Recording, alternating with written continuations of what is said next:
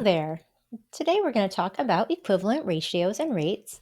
Now, in between recording my initial ratios videos and this one, I did go back and add a training from 2022 that kind of covers lots of ratio and proportion concepts. So equivalent ratios was mentioned in there.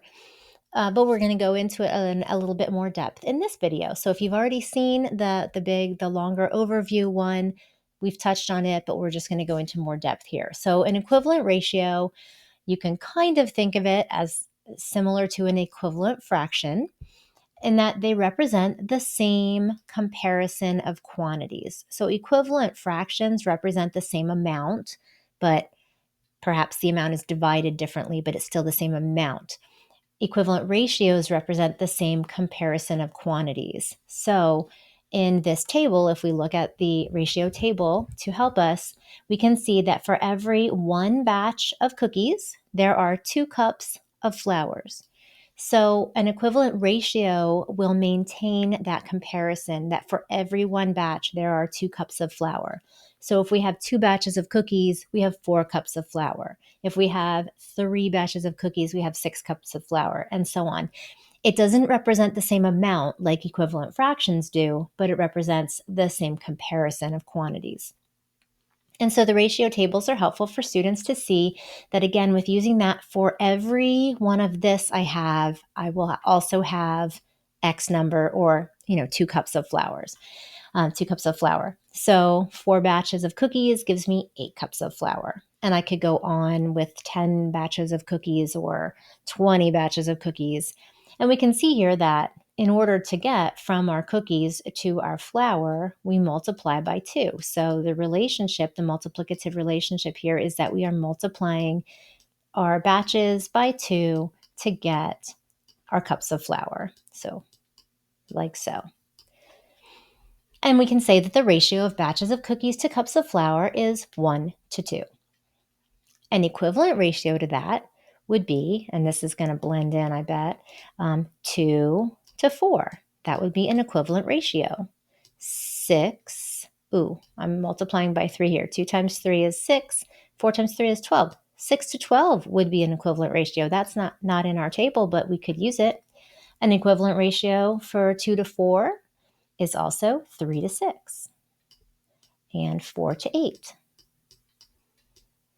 And the way we can get our equivalent ratios is working with our basic 1 to 2 and multiplying both of those numbers by the same thing. So in this case, to get to 2 to 4, we're multiplying both of these by 2. 1 times 2 is 2, 2 times 2 is 4.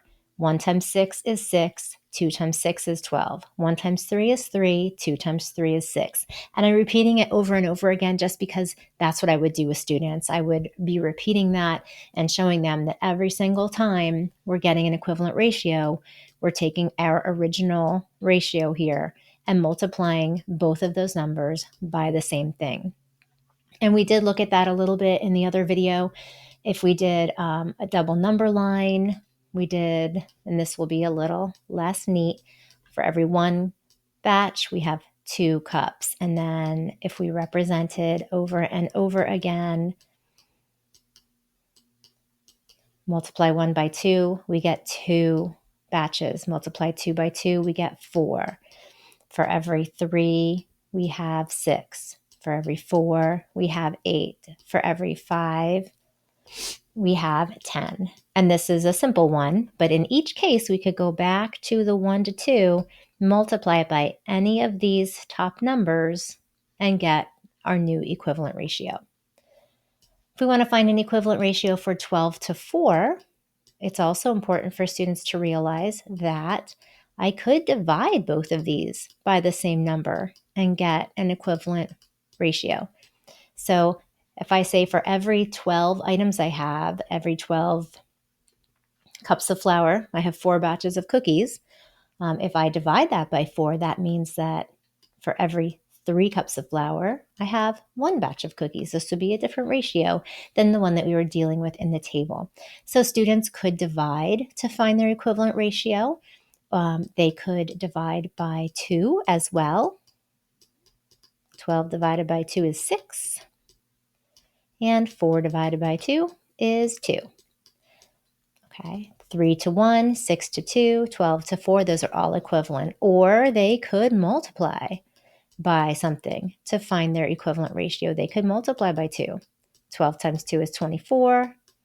4 times 2 is 8. And again, these are all equivalent. 3 to 1, whoopsie, 6 to 2, 24 to 8, 12 to 4. All right, we will look at a few more examples in the next video.